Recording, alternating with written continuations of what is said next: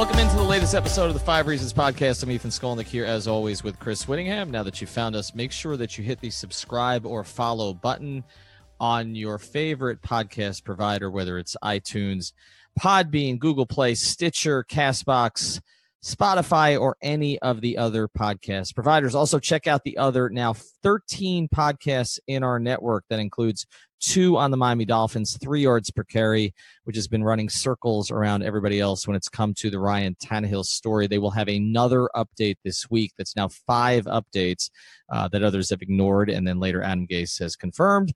And also the fish tank. They sat down with Marty Booker, former Dolphins receiver. It's a fun episode. I just actually saw a clip of it where Marty goes through the, I believe, 18 quarterbacks he played with in the NFL, and 17 of them were not good. And then he got Matt Ryan at the very end of his career where he could barely walk. Poor Marty Booker, man. Poor Marty Booker. Is there a franchise in the last 20 years that has had more difficulty at quarterback than the Bears and the Dolphins? The Browns. Well, Browns. That's a blind spot by me. But yeah, there aren't very many more. No, the Browns. And Chris Chambers, of course, dealt with a very similar thing here. I just when had to it play came with Phil to Rivers. quarterbacks. Yeah, at the very end. But then he noticed he noticed at the end what a difference it was compared to everybody else that he had played with. So, yes, we're going to get into a lot of stuff here on the Dolphins and the rest of the network this week, but we are going to cover the Dolphins today only because we contractually have to, because we decided before the season. Is this like a self-contract? Like, are we imposing is this even in writing? This is basically, what do you call? I mean, this is sadomasochism essentially. We decided before the season that we would do a football episode after every weekend, and so we don't want to talk about the Canes at all. I don't see the need to speak about them ever again. Actually, they're ever again, like next year. Well, they're now 5-8. They're now 5-8. Their last 13 games, and their best win is either a 1-point home win against FSU, where they got the benefit of a friendly call at the end, or a win against FIU. Those are the 2 best wins in the past 13 games. So we're not going to devote a lot of time to that. They've lost 4 straight. You said ever, though. Like, can we, like, at least, what if, like, in 2019, they got off to a good start? All right, maybe we'll talk about them. I mean, it's not like we have a lot of other options in this market. Right, so yeah. Kind of got to take what we can get at this point. I mean, we can't do Panthers all the time, right? Like, that's, right. I mean, it's basically. And even then, are they still either bottom or second from bottom in the Eastern Conference? They've won 4 in a row. They've got games in hand, but I still believe that they're bottom of the Eastern Conference. They have decades in hand, actually. That's how it's played out for the Panthers. They're second from bottom. They're second from bottom in the Eastern Conference. Come on, Panthers. They're not bottom. Okay, but we're going to talk Dolphins because we said that we would, and so we have to. And we had another watch party today at Uncle Al's in Sunrise. Had a good time there. Had guys from, I think, 7 of the different podcasts were there. So thanks for everybody who came out. But again, we lost. We're now 0-6 in watch parties. I don't believe that we can count switching to the Panther game at about 5 o'clock on one of the televisions because we were in Sunrise and the bartender didn't know what the hell we were talking about. He literally could have run over to BB&T Center from where we were. And when we asked for the Panthers game, I think he thought we meant Cam Newton, but he did put on the game for us. We got to see the Panthers score 5 goals in the second period, but I'm not going to claim it. We're 0-6 in watch parties. We didn't rebrand as a Rams watch party. Well, we should have rebranded as a Packers watch party today, and maybe they would have lost. But obviously, it hasn't gone well for the Dolphins. We're going to try to get into some topics here. And as we're talking, I've started a firestorm on Twitter because I did not realize, Chris, I was not aware that there are still, we call these Dolphin zombies, there are still so many Gase stands, and this one's more surprising, so many Tannehill stands on Twitter. Like, I did not know, like you say, I've carved out the anti-Gase corner. I mean, I didn't know there was still a Tannehill stand corner on the internet. And apparently, that's surprising to me. Yeah, apparently there is, because all I've done, I'm just going to give you some of this stuff and we're going to play off of this. All right. I mean, I had someone call the most awful take so far that I've ever provided, which, I mean, there's a lot of takes in there. I would say 98% of which are right, but of the 2% that are wrong, 98% you're saying is your batting average? 98.6. It's like, the normal temperature. So here we go. I threw this up here today, and I'm just going to let this sit. Brock Osweiler for the Dolphins this year, 63.5%. Ryan Tannehill, 65.9%. Brock Osweiler, 7 yards per attempt. Ryan Tannehill, 7.5 yards per attempt.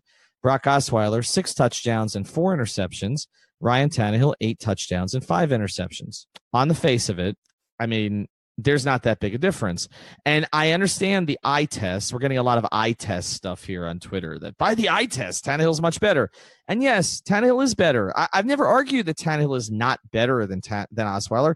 He's better, but he's not Rodgers over Hundley better. He's not Rodgers over Kaiser better. He's not Brady over Hoyer better. Okay, he's not Breeze over who's the back? The next Dolphin quarterback, Bridgewater better. Okay, right? I mean, he's slightly better.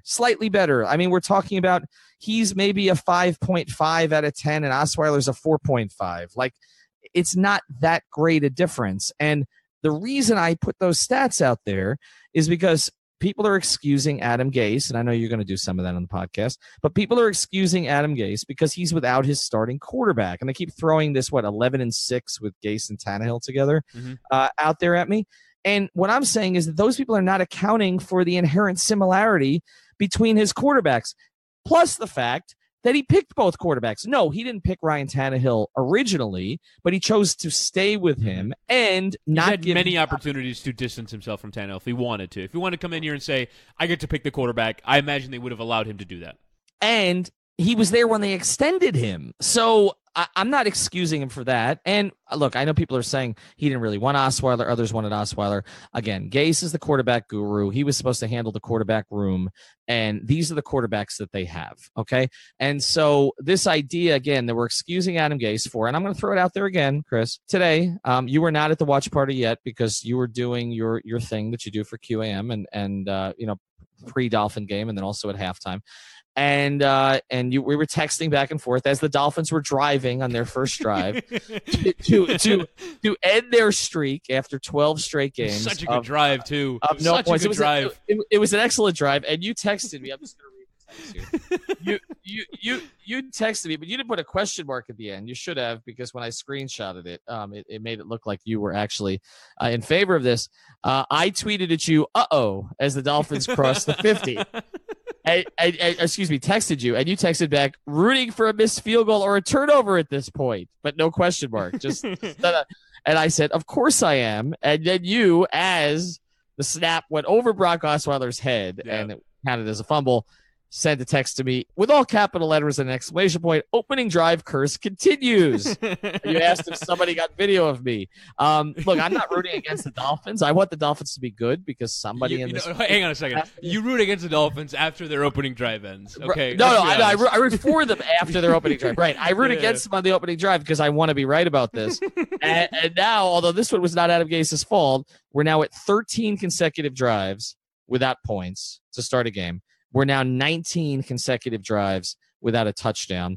And as you mentioned to me today, Chiefs scored on their opening drive today. That's kind of been my counterbalance to the Dolphins. So last 13 opening drives, the Kansas City Chiefs have scored 68 points and the Dolphins have scored none. And my point again on Twitter was just saying you don't have Ryan Tannehill is not enough to excuse that when Ryan Tannehill was the quarterback for 8 of those 13 games. Okay. So Osweiler is not as good as Tannehill. I'm not arguing otherwise, but I'm sort of stunned at this point, Chris. I'm stunned. I'm stunned that Dolphin fans are so beaten down. Okay, Heat fans is a whole nother story. They're spoiled. Dolphin fans are so beaten down that they're basically willing to excuse anything. I mean, they excuse Tannehill for basically 4+ years. Okay. And I thought Tannehill's fine. You thought he was fine. We've both now agreed they need to move on. And I believe they are going to move on because as 3 yards per carry is going to report, and others are going to ignore, and then Gase is going to ultimately confirm, I don't believe Ryan Tannehill's going to play again this season. We had, Rich Gannon was talking today like Tannehill's going to come back rip roaring from the bye. I don't know if Gase is telling him that, But that's still not consistent with our reporting. And our reporting all along has had him out longer than the Dolphins have been willing to say. I recommend that everybody check out our bonus episode we did with Stefania Bell of ESPN over the weekend, because she kind of documents why this might be playing out publicly the way it is playing out publicly. But I don't necessarily think we're going to see Ryan Tannehill again this season. I'm not reporting that as fact, but that's just my belief, in part because I trust Chris Kaufman's belief of 3 yards per carry, and I know some of what they've vetted, and that's just what I believe. So Brock Osweiler is likely their quarterback for the rest of the season, and he's not good enough. And that is a failure of management, and it's a failure of the coaching staff to not have somebody who's good enough in that particular situation. So that's kind of what I wanted to get out here, is that, again, blaming it on Tannehill being out for the fact that they have not scored an offensive touchdown in 2 games. Is Ryan Tannehill the reason that they have 7 rushing touchdowns in the past 2 seasons? Is that the reason? Because 7 rushing touchdowns in the past 2 seasons. Todd Gurley, that's 25 games. Todd Gurley has 25 rushing touchdowns in those 25 games. The Dolphins have 7. Okay. They got Frank Gore, basically, I thought, to clean up around the goal line. He doesn't have a touchdown this year. They don't give the ball to Kenyon Drake at all. Like, it's not, this isn't even, we're doing this every week. Like, why don't they get the ball to Kenyon Drake? They don't want to. They're just not interested in getting the ball to Kenyon Drake. I mean, at this point, you kind of have to say that Frank Gore's better. Like, I watched Frank Gore run the ball today, and in the first half, he was sensational. I get why Adam Gase. Now, again, long term, Frank Gore is not going to be your running back 3 years from now. But do you even plan for 3 years from now at the running back position? You just kind of, who's my guy this year? And if you compare the 2 running backs, Frank Gore's better. Like, I'm kind of done. Now, Kenyon Drake can hit you, with 50 yards, right? And I think was kind of better down to down last year than he's been this year. And I would say, I don't know if that's his fault or the scheme's fault or Adam Gase's fault, the offensive line's fault, but every time we've kind of seen the 2 of them, just like today, Frank Gore, 13 carries, 90 yards, 39-yard run when he didn't have a run at 25 yards for like 3 years before he got here, and Kenyon Drake, 8 carries, 27 yards. Like, I mean, at this point, like, I'm not even sure that's a problem. Now, I agree with you that it's a problem that they can't score rushing touchdowns and they're not, running the ball inside the 10-yard line. We're going to talk about how the Dolphins haven't converted on their chances, particularly in this game, to go and score in the end zone, but I'm kind of done arguing about Kenyon Drake or Frank Gore. Frank Gore's better for this year, right? I think we were kind of wondering, how good would Frank Gore be because he's 35 years old. Like, maybe we just have to get to like Manu Ginobili territory where it's like, until he's like bad, I'm fine saying that Frank Gore is the better player. He's the better player. He may be the better player, but if he's the better player, I mean, look, if he's the better player, at his age, okay, what is Frank now? 36, right? He's 35. Okay, he's 35. I mean, he's not taking a week off for paternity like the other 30-something in the market, Dwayne Wade. But he's 35 years old, and he's in terrific shape, and he's an incredible example for anybody who plays professional sports all the way through. But if he's the offensive player that you're leaning on at this stage, you have no offense. You have no offense. The idea, again, that last year they would have dumped Ajayi, turned out to be the right move, okay? And something else that our Chris Kaufman was right about when he posted all those videos of Ajayi's gait, okay, and was showing sort of that it didn't look right, and then he goes up to Philadelphia and has an injury again, and I don't know that he's ever going to be the same. So I'm not blaming Gase for getting rid of Ajayi, but a big reason for doing it supposedly was you wanted to get the ball to Kenyon Drake more, right? And then Kenyon Drake showed you over those last 5 games kind of that was correct reasoning, and that Adam Gase was right about that. And then getting a 4th-round pick for Ajayi, which they ended up flipping, they get Balaj and they end up flipping for Robert Quinn, turns out to be the right move and all that. And so now you have Kenyon Drake, and you've decided that a 36-year-old who is still effective, but is not what he was. I mean, let's be honest, he's not what he was, okay? He's not an elite running back at this stage, and he's your bell cow at this point. And he's a bell cow that also doesn't have a touchdown this year. Not blaming him for that, but they haven't been even in position to give him the ball there, or Gase gets so cute when he gets down there that he doesn't even give him the ball. But that's where we are. I mean, that's where we are, that the Dolphins have decided that their best tickets to victory are a 35-year-old running back who is well past his prime, although, again, admirable in terms of the way that he's playing, and a possession receiver who is basically, and it's pretty amazing actually what Amendola has done, considering the targets. I think they're completing about 78% of their passes when they target him this year, but he's their top receiver at 33. And again, he's not a threat, of any kind, to make a big play. We saw him in open field today. I almost felt bad for him. Like, that's aging in front of your eyes. Danny Amendola, like Odell Beckham has taken that exact slant pattern where he's been wide open and taken it for 75 yards about 6 times in his Giants career. And Amendola has the same thing, gets caught from behind pretty easily. Like that's a lack of speed and explosiveness before your very eyes. Yeah, look, and that again, Gore and Amendola is where their offense is right now. And I hope Jakeem Grant is okay. There were some reports afterwards. I mean, that was just terrible to see. The 2 best stories they've had this year, in my opinion, have been, other than Minka, have been Jakeem Grant and Albert Wilson. And to lose both of them would have been horrible. I don't know when Jakeem is going to play again. But yeah, I mean, as long as he doesn't have a torn Achilles, I think you'll feel pretty good about that, considering the way it looked like he was shot when he came out of his break. But I mean, they're relying on they don't get the ball to Stills very much. He had a couple catches today.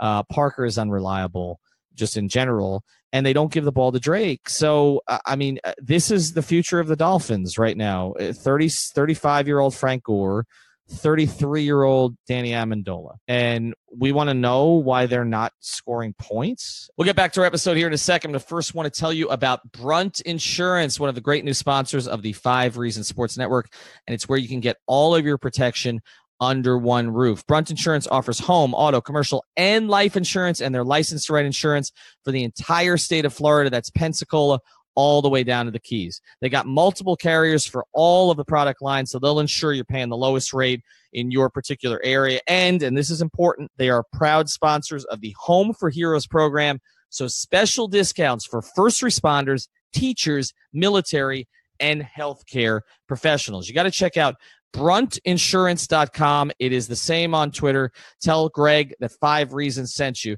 Another way to reach him, 954-589-2204. And now back to the episode. Is nobody responsible? Is that a lot of fans seem to have decided that nobody is responsible? It was never Tannehill. Now it's not Gase. I think people would say that broken bodies are responsible. Would be sort of my question. Would sort of be. It's not a totally incoherent point, right? Like, your starting quarterback having a knee injury that happens twice is unlucky, and then having a shoulder injury in which he I wouldn't say Ryan Tannehill's brittle. Like, he took a lot. I mean, unless you're saying that, him taking 130 sacks over his first 4 years has made him a brittle player and that his body is broken down as a result of being sacked so much over the first few years of his career, okay, that's an argument you could make. But, like, him getting hit from behind on a fumble sack that cost you the Bengals game that has now had him out for 5 weeks is unlucky. The fact that, you have an offensive line that on paper looks like it can be really good. We saw it be really good for about 3 quarters, and today you're playing a crew of guys that sound like Madden name a player, right? That sound like when you're in like year 20, like you're in the year 2027 in Madden, and you've gone through 11 computer generated draft classes. You have Zach Stirrup, Jake Brendel, Travis Swanson, Jesse Davis, and Sam Young as your offensive line. Like, that's literally what it sounds like. Like, I got the injury report today, the inactive report from the Dolphins, and I almost emotionally broke down on the air because it's like, wait, really? Like, Tunsil and James are out? This is going to be a disaster. And like, having 4 starting offensive linemen out is almost a non-starter. Having your starting quarterback out is a non-starter. Like, most teams don't survive that. Yeah, the Eagles won the Super Bowl. They're the outlier. Like, even if you don't rate Ryan Tannehill very highly, even if you rate him as a bottom third of the league starter, he's still a starting caliber quarterback. And a lot of people said, if you just name the biggest quarterback disappointment or quarterback you trust the least or worst quarterback in the league over the last 5 years, Brock Osweiler would come up in conversation. And so, losing players to injury to this degree, right? If you lose, 2 and 3 starters, Every NFL team is losing 2 and 3 starters on both sides of the ball. This is a calamity. This is as bad as it could get in terms of health, in terms of losing players to IR, losing players to long-term stretches that you were relying on coming into the season. You're relying on Ryan Tannehill being your starting quarterback. He's missed 5 games. You're relying on Josh Sitton to help fix the interior offensive line. You're relying on Albert Wilson to be a dynamic playmaker and a difference maker on offense. Like, when you're losing players you're relying on again and again and again and again, like that is unlucky, and it's kind of miraculous they're 5-5 in spite of it. The overall record is fine. Okay, 5-5, because you and I, as we've said many times, thought this was about a 7-9 or 8-8 team. All right, so that is the one place where I cut Adam Gase some slack overall, because I say, all right, they are about record-wise what you expected, and I understand that they've had a ton of injuries. I totally get that. I'm not downplaying it in any way. My point on this is it's specific. Okay, it's specific. The guy is supposedly an offensive wizard. All right, and they are a pathetic offense. Pathetic, like worst in their franchise history type offense. And yes, you're going to give up some sacks. Like, what is it, 6 today? You're going to give up some sacks when you have basically an entire backup offensive line, except I guess the right guard, playing at this stage. Okay, understand that's been unlucky. Losing Albert Wilson was unlucky, although let's be honest about that. Albert Wilson, when we came into the year, the only person who thought that Albert Wilson was going to be one of their top 2 receivers was when we talked to Chris Chambers about it. I mean, most people thought Albert Wilson was their 4, pretty much. Okay, so I mean, let's not sort of overhype that. They still have their tight end, who was the second round pick, who we thought they were going to feature more. But Adam Gase told you in preseason that Albert Wilson was an outside receiver for him, and a lot of people thought that they overspent on Albert Wilson, and they trusted him. And so you can't criticize Adam Gase for, do we really think that people were going to rely on Albert Wilson? And he pretty clearly told you that yes, he was going to. By saying he was an outside receiver, by paying him a bunch of money, like he knew that Albert Wilson was going to be part of his offense. He found him, he played well, and then he gets hurt. Like, you can't criticize. You can't say, well, how big of a part of the offense was he going to be really? They had 4 other receivers that we knew that they were going to count on in some degree also. What I'm saying is there was a depth situation at receiver where you would think you lose one guy out of your top 5, because remember, Devontae Parker's supposed to play like a first-round pick. You lose one guy out of your top 5, and you think you can overcome it. The offensive line is a different story. The offensive line, they've gotten hammered on, okay? But at receiver, a lot of teams are without one of their top 5 receivers, or even one of their top 3 receivers. So, and tight end, they lost Marquise Gray. They plugged in O'Leary. He's been about the same as what Marquise Gray would have been. They still have their top 2 backs, okay? And the quarterback, again, you kind of mentioned it there where you're like, Brock Osweiler was considered one of the worst quarterbacks in the league. That's true, but I just gave you the numbers. The numbers of Osweiler and Tannehill this year can I give you some numbers? Comparable. Can I give you some numbers? 2016, Brock Osweiler's quarterback rating was 72 with Houston. 15 starts, 59 completion percentage, 15 touchdowns, 16 interceptions. That's with DeAndre Hopkins, by the way. 2017 in Denver, in 6 games, completion percentage 55.8, 5 touchdowns, 5 interceptions, quarterback rating 72. With the Dolphins, you mentioned his stats earlier, 64% completion, 7.33 yards per attempt, up over 5.8 when he was the Texans starter, 6 touchdowns, 3 interceptions, quarterback rating of 91. Like, if we're saying that Brock Osweiler isn't that big of a drop-off from where he was when he was in Houston, not that big of a drop-off in comparison to Ryan Tannehill, well, he's a significant upgrade up on himself from where he was in 2016 and 2017 playing for Houston and Denver when he earned the reputation as one of the worst quarterbacks in the league. So do the Dolphins and their infrastructure get no credit for that? No, they get some. I mean, the fact that he hasn't made, basically what he hasn't done is made big mistakes. I mean, he takes no chances, but he hasn't made big mistakes. But I do want to get back to the point, and this is where where we were going to argue about this tonight in terms of me defending Adam Gase on this evening, right? Generally, I agree, right? This is a bottom third offense, and he was brought in here to fix it. He was brought in here to be, what Kyle Shanahan has been for the 49ers. Now, again, the record and some of the numbers will not, but every once in a while, Kyle Shanahan will scheme you a victory with Nick Mullins as your quarterback. He was brought in here to be Sean McVay, who single-handedly turned around the Los Angeles Rams, or at least we can say before and after, right? They had some talent there, but Jeff Fisher was not taking advantage of it. But and we thought Adam Gase could be that, and he has not been. And I feel like that is an indictment of Adam Gase, and Adam Gase has not lived up to what he was meant to be. Right? Let's get that out of the way. But today, Brock Osweiler is your quarterback on the road in Green Bay, and you have 5 scoring opportunities.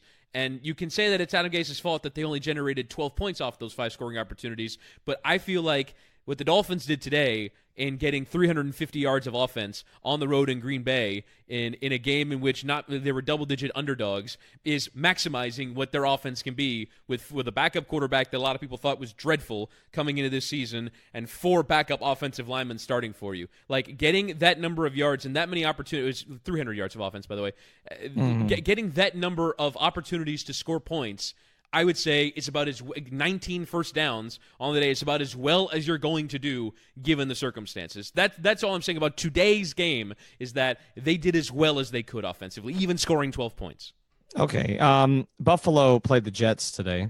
Mm-hmm. And that's a Jets team that the Dolphins could not manage an offensive touchdown against last week. Mm-hmm. Buffalo is on its 4th quarterback. I was not aware Matt Barkley was still alive, let alone in the NFL. Yeah. Okay. I mean, we're gonna pull some Brock Osweiler stats. Do we want to pull some Matt Barkley stats? Let me see if I can find some Matt Barkley stats. There's not going to be very many because he hasn't played very much. He hasn't played very much, but let's take a look here. Let's say, this is the 4th guy that they went to. I mean, this is basically they're looking at any quarterback they can find so that Kaepernick never plays again. Let me go to the last time he played regularly was for Chicago.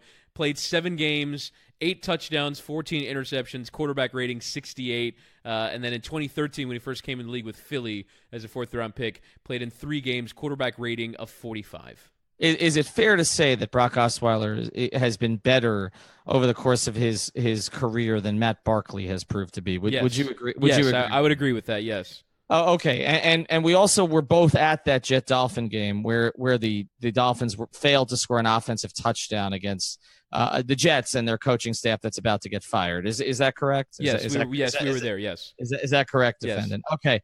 All right. So let's go to this, Chris, because again, the Dolphins did fail to score an offensive touchdown against the Jets at home, right? That we did that in their stadium, correct? Right. Yep. We were there. Stadium formerly known as Joe Robbie Landshark Dolphin. A lot of people, while they were there, lost their will to live. Okay, lost their will to live. Okay, because the Dolphins were so pathetic offensively against the Jets. Well, both teams were pathetic offensively. Right. All right. So today, the Buffalo Bills with Matt Barkley, quarterback worse than Brock Osweiler over the course of his career. On the road, not at home, like the Dolphins were against the Jets. Matt Barkley today was 15 of 25 for 232. 2 touchdowns, no interceptions, sacked just once, quarterback rating of 117.4, and the Bills put up 41 points. Now, not all of them were offensive, I don't believe, because I think the Jets gave some stuff away. McCown was picked a couple times.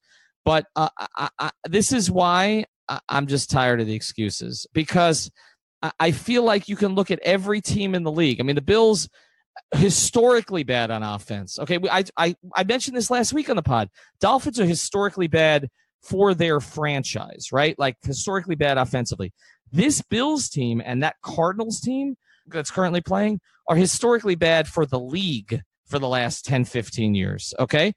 And the Bills put up 41 today with their 4th quarterback, all right, on the road against a team that the Dolphins could not score an offensive touchdown again. I'm tired of the excuses. I'm just tired of them. I mean, it's like we're giving participation medals here. Like, okay, they got to the red zone a bunch of times and they kicked 4 field goals. Terrific. Darren Rizzi's the best coach in the team, by the way. He always, that unit, and they had a couple of moments today that were not ideal. Obviously, they got beat on a fake after they had a fake, but he finds a kicker. I mean, he can find a kicker off the scrap heap. He could go up. I mean, any of your soccer players, he'd grab them and they start kicking 45-yard field goals.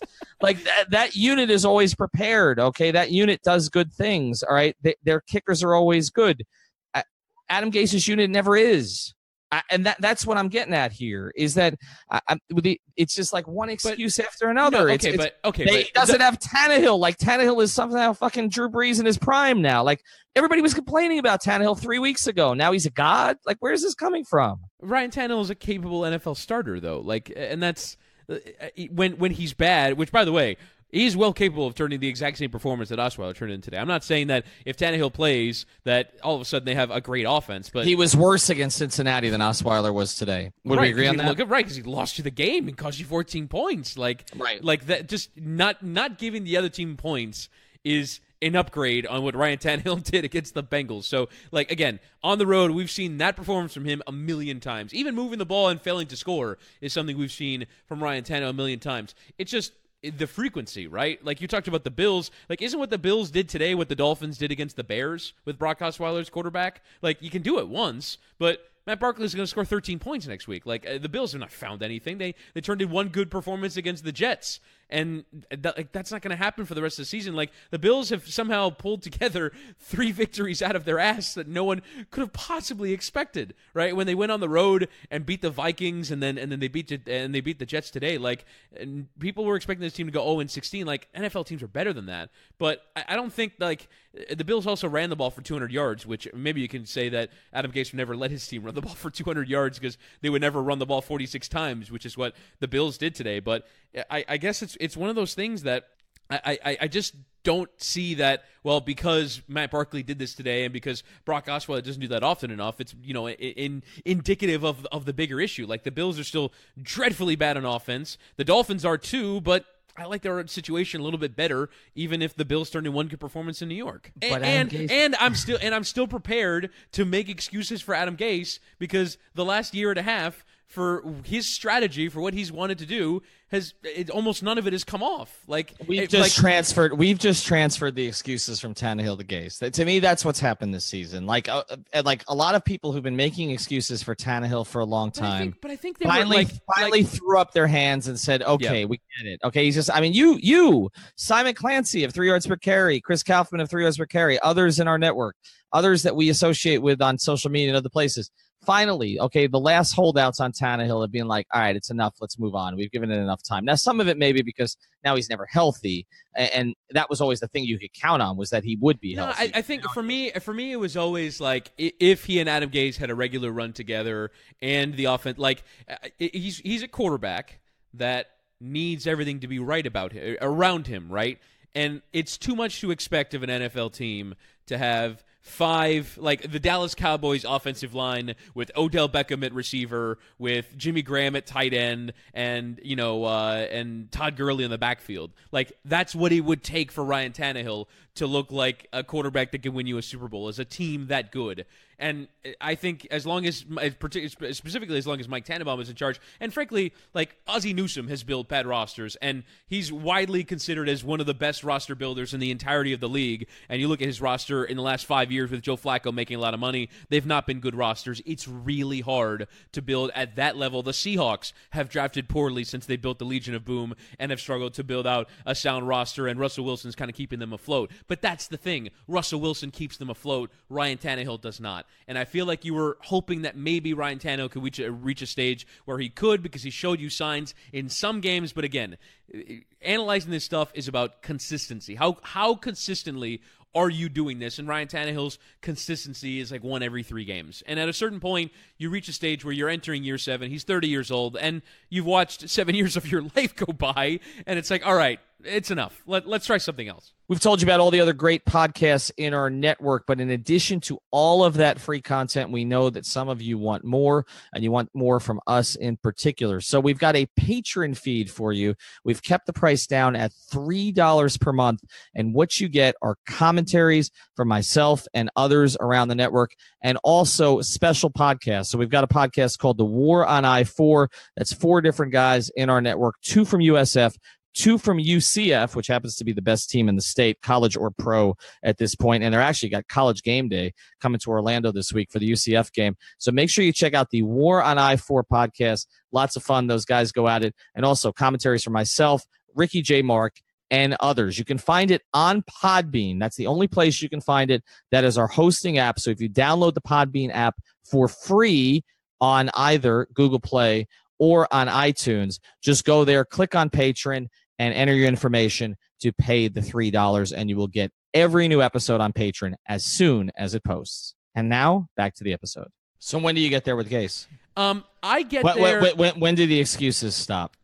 I would say, I think it's when I feel like the Dolphins are underperforming expectations. That's generally how we react to coaches, right? Where if I looked at Adam Gase's team and went, well, with another coach they could be doing this, or well, if I think this guy is better than what he's shown under Adam Gase. I just don't see a lot of that. Like, I don't see players on this team or on this offense, I should say, players on this offense where I go, well, if he was playing for not for Belichick, right? Because Belichick cheats. Like, not I don't mean literally, but like just sort of he can pluck anyone and it would work for and even the Patriots. They scored 10 points today in Tennessee. But like if he played for an average NFL or a different NFL team that's not one of the greatest, right? Where you pluck him in on the Rams and put him next to all those threats, and he gets to be the fifth guy and be the open guy.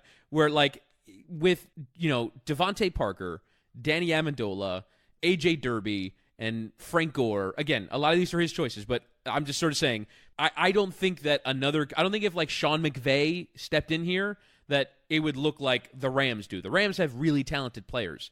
If I looked at the Dolphins situation and went, well, it should be better based off of these players and based off of these failures of Adam Gase, like I just don't see the schematic failures other than like you said, maybe getting too cute in situations where you can just run the ball on 3rd and 1 and get a yard, right? Like I just don't see the schematic failures or the underperforming players that I think bad coaching is happening. And until I do, like I'm prepared to say the Dolphins having their backup quarterback and 4 backup offensive linemen is the reason you lose that game today and not the coach. Is it bad coaching that your most explosive players on offense never get the ball? I mean, that's what I'm getting at. Like they don't have that many of them. Why don't they use the ones they have? Why are they leaning? See, this is what strikes me about the way Gase coaches. It's like he has this very rigid. It's funny because I felt that the Heat have been this way a little bit, but like he has this very rigid standard, right? Like for what players should be doing and how reliable they should be. And this led to the problems with Landry. And, remember the end of last year where he was talking about guys not running the right routes or not being in their playbook and all that. And you kind of inferred that it was about Landry and about Ajayi and about a couple of guys. So what he basically decides is I'm going to lean on the guys who I know will be in the right place, even if they can't make an explosive play to save their lives at this point of their careers. So it's like he's basically decided at this stage, okay, I know Danny Amendola is going to run to the right spot. Okay, I know Frank Gore is going to hit the hole. And so we're going to feed those guys, which means that the only way we're going to score any points is on a 12-play drive. And we have a quarterback and an offensive line now that's not good enough to sustain a 12-play drive. You might get to 8 plays. You might get to 9 plays. You might get to the 17-yard line, but eventually the ball is going to get snapped over the quarterback's head. Right. And eventually I'm going to be right about the first drive thing. Right. So what he's doing is he's counting on guys who cannot make big plays for him at all, instead of finding a way to get the ball to Stills, finding a way to get the ball in Drake's hands more often. Okay. And look, maybe they're not the right guys for those positions. Maybe, I mean, I had higher hopes for Kenny this year than it's turned out to be. He was developing chemistry with Tannehill. I mean, he's always kind of had chemistry with Tannehill, but it looked like it was really coming together. He made two terrific touchdown catches. He doesn't seem to have any chemistry with Osweiler. It doesn't seem to be there, right? When I asked him last week, before he beat me in ping pong in the quarterfinals of the Jason Taylor ping pong tournament in the 3rd game, when I asked him last week, about getting deep, and he said, just kind of going within the confines of the game plan. Like, it appears that Brock either doesn't, trust the protection enough or just can't make the downfield throws. Doesn't seem to have any connection. But I'm looking at their offense and I'm saying, why before he got hurt tonight was Jakeem Grant not more involved, right? Because he can make that kind of play. So basically they've just decided we're going to take the old guys that we can rely upon and we're going to go to them. And I hate to say it, okay, but the Heat have kind of done this too. Like, I mean, before, again, Dwayne Wade's decided to take a week off now, he has the highest usage rate on the Heat. He's 36. And it's like Eric Spoelstra's decided, okay, I still trust Dwayne. Like that old Spo quote that he gave to me, like, I'll go to my grave with Dwayne Wade taking the shot at the end of the game. He's basically like going to his grave with Dwayne having the highest usage rate at age 62. Like, this is coaches are so afraid of players that provide risk to them, right? That they won't end up feeding the guys who can actually make plays for them. And that's no disrespect to Gore, Amendola, Wake, Wade, or any of the other old guys that we have in our market, okay? But it's not going to get you anywhere because ultimately youth wins, explosiveness wins, especially the way that those two sports are played right now, where NBA games have paces where the games are all 125 to 123, okay? Or NFL games where you can't touch anybody and everybody's completing 75% of their passes. To be playing like small ball, not small ball, but like snail ball, okay, it's not going to work. And that's, again, what's frustrating about Gase is, we keep talking about he doesn't have weapons. I don't know if he has weapons. He doesn't use them. He's using a 33-year-old in Danny Amendola and a 35-year-old in Frank Gore. And the results are the results. And the results are that you're talking about, again, 13 straight games without a point, opening drive. You're talking about 2 straight games without a touchdown. You're talking about historically bad Dolphin offense. And you're talking about, I know Osweiler's played better than he has over the course of his career, yes, but also, I mean, they're not getting anything done with him, and they didn't really get anything done with Tannehill. So I don't know what the difference would be. And so all of this together, and then add to that the Rashad Jones thing, which we haven't talked about at all, but we probably should touch on. But you're making a point to Rashad Jones. I don't agree with what Rashad Jones did last week at all, okay? I mean, he handled it terribly, right? Just terribly, okay? Can't take yourself out of the game in that situation. Can't let your teammates down in that situation. I understand why the Dolphins were upset. I didn't like that Gase threw Matt Burke under the bus on that, okay? But, to suspend him for the first quarter of today's game, like what point are you proving? Like what I mean, so you take him out of the game and they were gashed up the middle on a running play. Would it have been different if Rashad was in there? I don't know. Maybe not. Okay. It was TJ McDonald's side of the field, and he was the one that took the bad angle. So okay, it might have been the same. It might have been the same thing, but to take him off the field, like I keep coming back to this. They don't have that many good players. They don't have that many. So let me ask you this question. Would it have been preferable if they suspended him for the whole game? If they just said, like, for that game, it is an internal suspension. He's being suspended for a game for doing that. Because you're basically saying he's being suspended for quitting. I will have to look at this, and I should have done this before we started the podcast. I will have to look at what the maximum fine would have been under the CBA, because they are restricted to a certain degree on that, and I would have fined the hell out of him. Okay. Mm-hmm. And there's another thing here that's going to be much more punitive, which is that he's owed, what is it, a roster bonus after the season? It's like $9 million. Yes. And you can take out your punishment then if you want to, if you decide to move on without him. But like to punish the team, to take him out in the first quarter, to create another distraction, and again, to take one of your best players out when we keep hearing about what you talked about, this injury list that wanted to make you cry, and then you have a player who's been playing hurt the whole season, all right, with a partially torn labrum, okay, which is what we believe Ryan Tannehill has. He's playing the whole season like that. He's playing hurt, playing for his teammates, and you sit him. Did I miss something? Do the Dolphins have a bunch of other Pro Bowlers on their defense? Do they have one in the linebacking core? Is there one? They're pretty good without him last week. Oh, okay. Yeah, they were pretty good without him last week. That's true. But do they have a bunch of other Pro Bowlers on the defense in their prime? Because Cameron Wake's not in his prime. Do they have a lot of them? They do not. Xavier Howard, maybe. I don't think he's going to get there because I don't think he's got enough notoriety, but he's a very good player. There's kind of a Kiko Alonso for the Pro Bowl buzz this week. And then we watched him cover.